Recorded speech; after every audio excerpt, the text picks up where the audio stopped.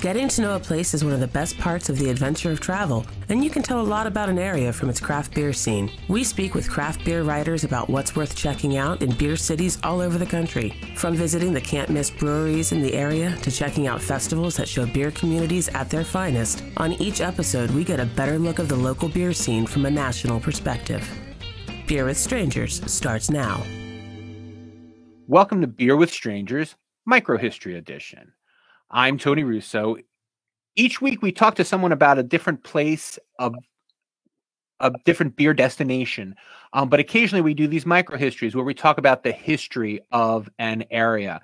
And today I have with me Doug Hoverson, who's written a couple of deep dive history books. The one that we're talking about today is called The Drink That Made Wisconsin Famous. And I'll give you three guesses what it is. I'm going to let Doug introduce himself so he gets all the details right. Welcome. Hi. Well, thanks for having me, Tony. I'm Doug Hoverson. I am a Minneapolis area native and resident. And so the first book I did was The Land of Amber Waters, which is the history of Minnesota brewing. And then my editors asked me if I'd be interested in taking on Wisconsin.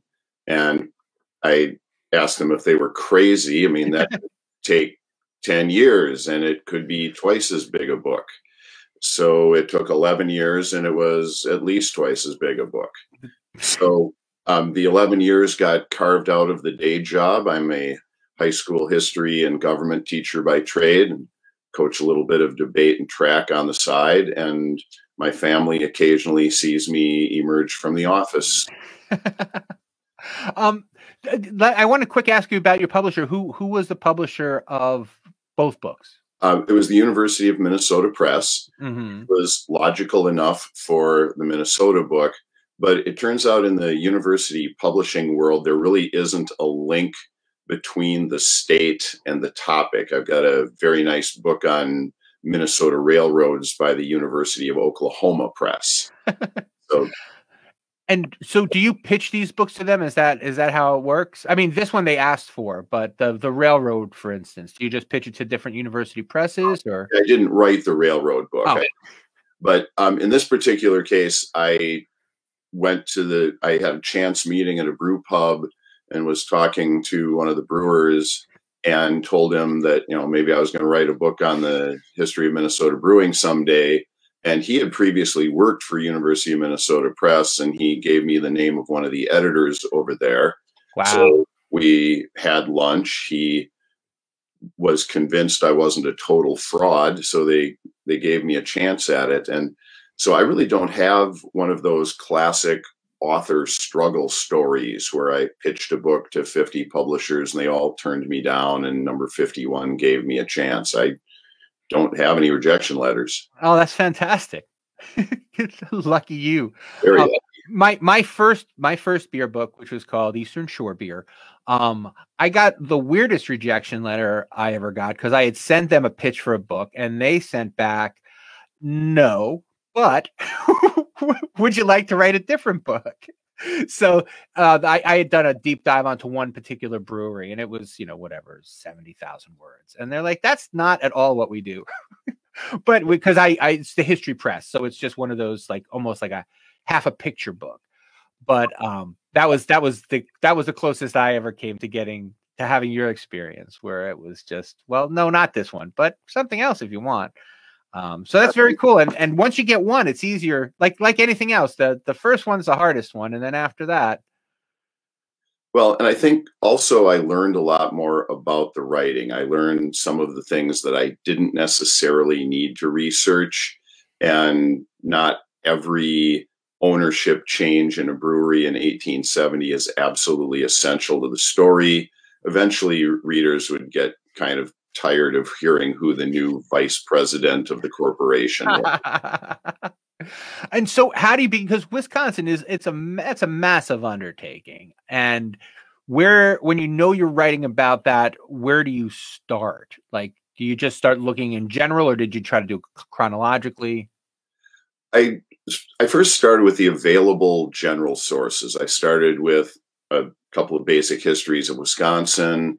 I moved into county histories to kind of get a little bit of a lay of the land. Mm-hmm. There were some beer history publications out there. There were a few people who did it because they were bottle collectors or beer can collectors, and they were trying to track down the history of the artifacts that they had. Right. And so I was able to use those as the base point. But then I started going to census records and old excise tax records and old newspapers. And the newspapers in particular were really distracting, because you'll start looking for the brewery advertisements or articles, and you'll end up reading articles about a Civil War battle or a baseball game from 1882 or something like that. I agree. That's very similar again to my experience. I'm working on a book now about Washington, D.C., and I was thinking of just starting a blog of like, these are cool stories that I saw and I can't use at all, you know. But they might be good for somebody else. You never know. Yeah, yeah. So let's start with early Wisconsin, and tell me like one of your favorite stories about the early development of beer in Wisconsin. Well, I think one of the things that most people don't realize is it didn't start in Milwaukee.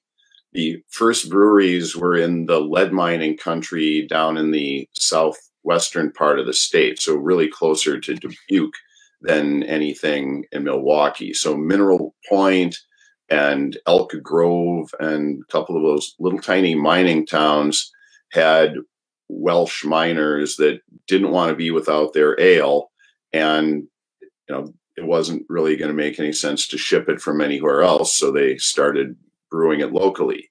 And about 5 years later, you started getting people moving into Milwaukee that had the talent and the funding to start building their breweries. Yeah, Welsh beer doesn't have the same kind of cachet that German beer does for some. No, it doesn't, but you can get a decent pint of bitter over in Wales. So what kind of styles are? Is it Englishy Welsh beer? Yeah, it is. Yeah. Asked and answered. It's a good bitter. It's good pale ale. And the Welsh were out there as miners. They had migrated out there. Is there still a large Welsh community in Southwest? Yeah, there's still some Welsh descended people out in the area. My only Wisconsin experience, my daughter lived there for about half a year. She lived in Bayfield, which is technically Canada, I think. She was working at Apostle Island National Park. Okay, right. Which is just really at the top of Lake Michigan. And it is, I'm an East Coast guy, born and raised on the East Coast. It's astounding how much space you guys keep out there. Oh yeah, there's a lot of room between the cities. Bayfield's on that peninsula that juts out into Lake Superior, and it's just gorgeous up there. It's gorgeous in the spring, and I could picture the winters, and I got cold in July thinking about what it was going to be like there in February, Well, yeah, ice boating is a thing, so it does. That's fantastic.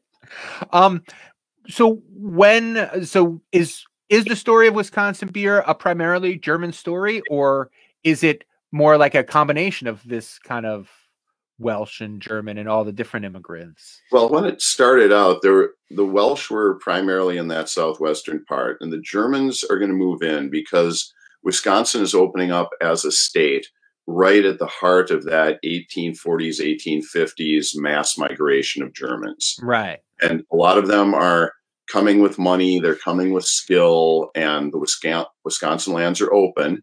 And so it's Milwaukee, but it's also Madison and Sheboygan, and it's Manitowoc, and it's Wausau, and all of those other mid-sized cities that end up getting critical mass and having a whole bunch of German breweries there.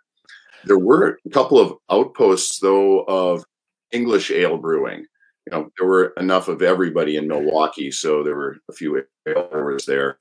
But I think one of my favorite towns is Janesville, Wisconsin, just down the interstate a little bit from Madison, which was a Yankee English settlement.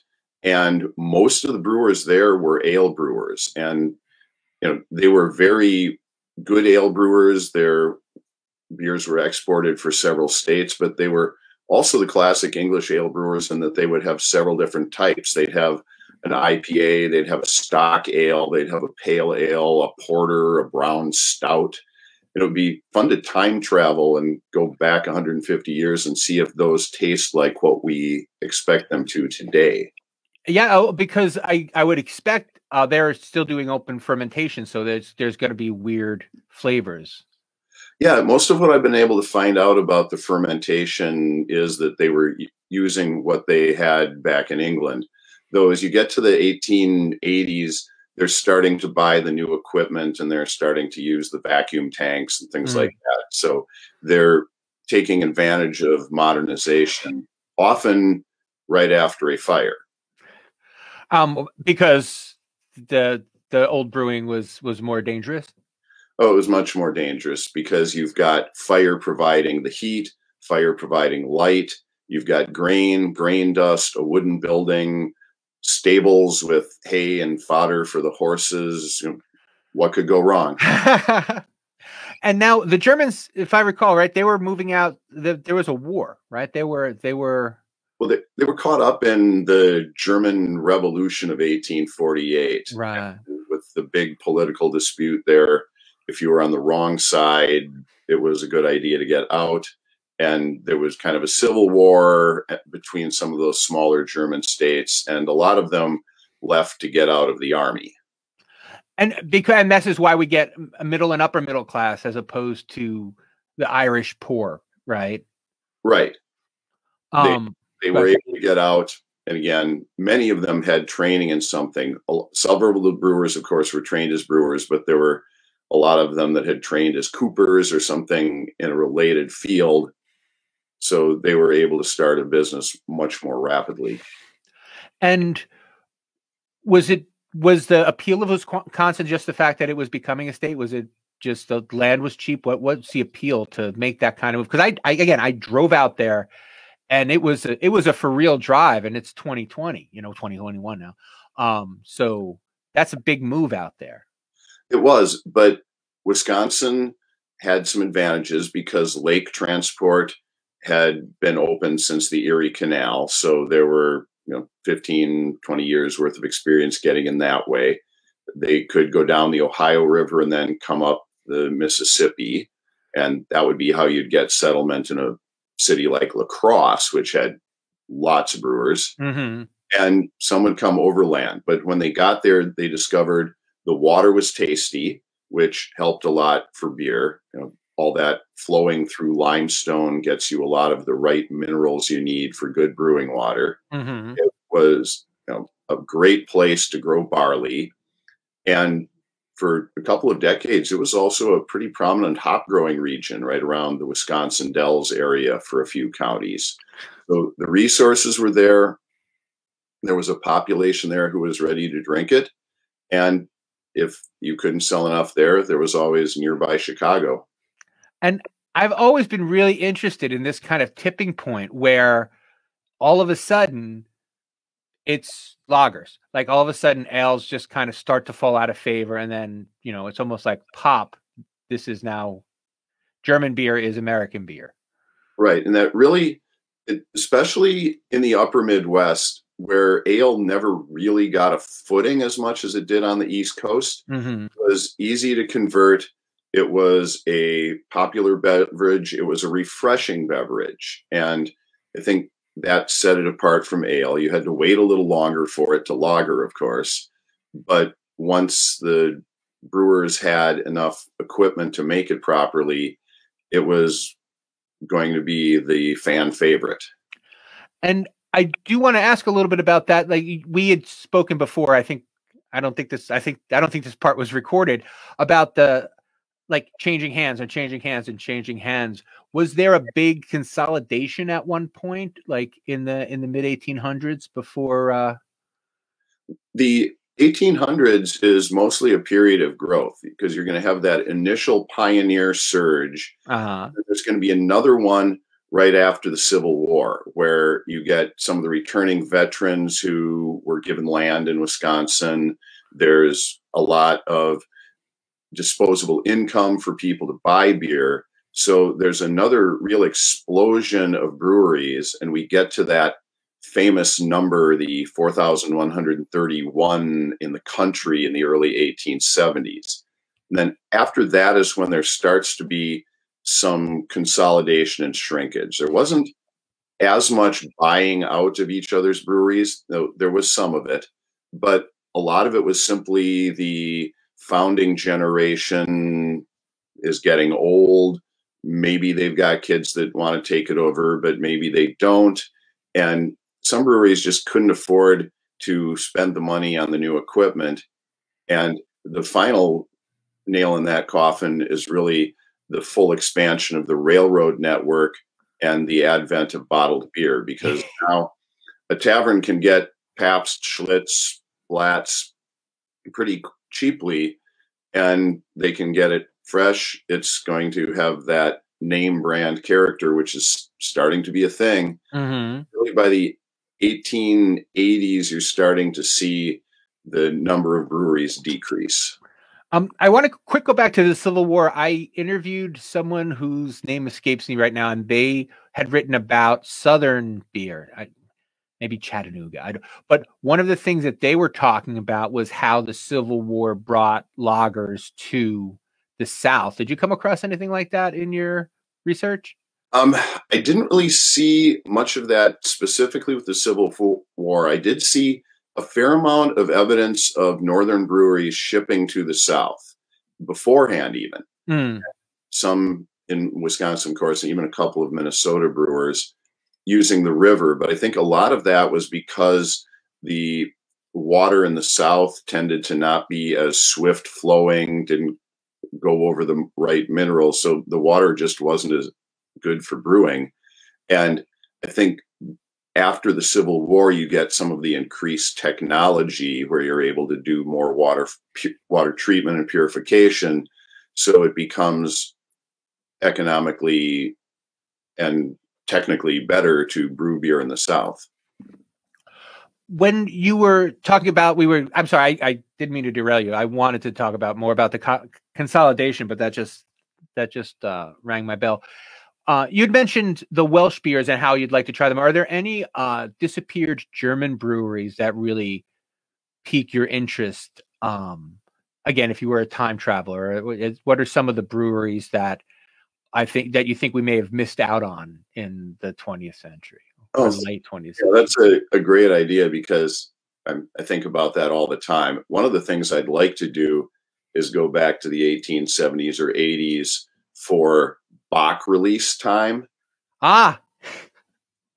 Usually that would have been in March, though occasionally a brewery would bring it out later. But go to the various beer halls around town, each of which had their Bach coming in from a different brewery, and just go taste them, see what the local variations were. If I had to pick a particular brewery, though, I think it would be the Franz Falk Brewery in Milwaukee. They had a really strong reputation at the time as being the purest brewer, using the best ingredients, that all the local connoisseurs preferred Falk's beer to the others. Now, we actually have a little bit of a chance at this, because a friend of mine who's a historian and part-time brewer out there, Dave Olson, has been working with Mobcraft Brewery in Milwaukee. He actually went into some of the old Falk caves and scraped up some organic matter, and they were actually able to isolate some yeast cells. Oh, wow. And they've brewed kind of a throwback Pilsner beer at Mobcraft that they bring out every once in a while. So it's a really neat experience. I am I'm sorry, have you been able to visit any of the caves personally? Is that something that you've had the chance to do? Any caves? Yes, I have. I would love to hear about that experience. It's something I've not had a chance to do, and I'm very jealous of this idea of going into the old lagering caves. I'm sorry, on the outside chance that anybody doesn't know, tell me what a lagering cave is.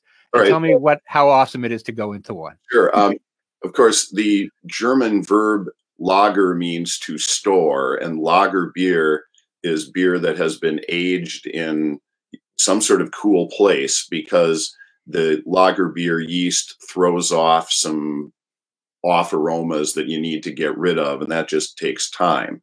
So most of the early brewers that are making lager would try and set up their brewery near a limestone or a sandstone cave. And some of them would end up having to truck their beer a mile or two away if they didn't have caves nearby. So these caves could be anything from one that's in the Potosi British Hollow area of southwestern Wisconsin. That one's maybe 60 feet long and 20 feet wide. So it's almost just kind of a dent in the hillside. Wow. And then there's another one that I've been in, which is today essentially the basement cellar of a house in Fort Atkinson. And it's a couple 100 feet long, and it's got 2 different branch tunnels off to the side, which are each about 60 feet long. And then you get some of the massive complexes, many of which are not accessible or have been filled in. Right. Caves would have been 3 levels, and the length of them would be several hundred feet with several hundred feet worth of branch tunnels. And they'd all have this wonderful German stonework on them, these big arched caves. And I do have a couple of pictures of them in the book, but I guess that's just one more reason to buy it. One more reason to buy the book. Absolutely. They kept it cool. They were ventilated. And even then you'd sometimes have to store ice in the caves too, to keep the temperature where you need it to also. Over the summertime. It's interesting to me that when I go into a brewery and I see even just a brewery with like an extensive cask program, and you imagine, like, what if all of this was really just underground? Like, what if they had to carry all these and put them underground someplace for 6 months? And it's one of those old-timey things that obviously, I mean, it captures my imagination, but it's also just mind-boggling, you know, this race to get the best caves because of how critical it was. And then all of a sudden, like one day it wasn't. Right. And it blows the mind also to think about how much labor was all done by hand there, because today, if you've got a big barrel program in a warehouse, you've also got a forklift. And they didn't. And they're moving a 400-pound barrel around by rolling it and hauling it with block and tackle. But you're right, because for a lot of the breweries, once you get to artificial refrigeration, you can make a huge cost savings because you don't need to harvest ice every year. And harvesting ice was kind of iffy too. It was like the crops. Some years it's good, some years it's bad. You don't need all of the insulation anymore because you don't have to keep the ice cool.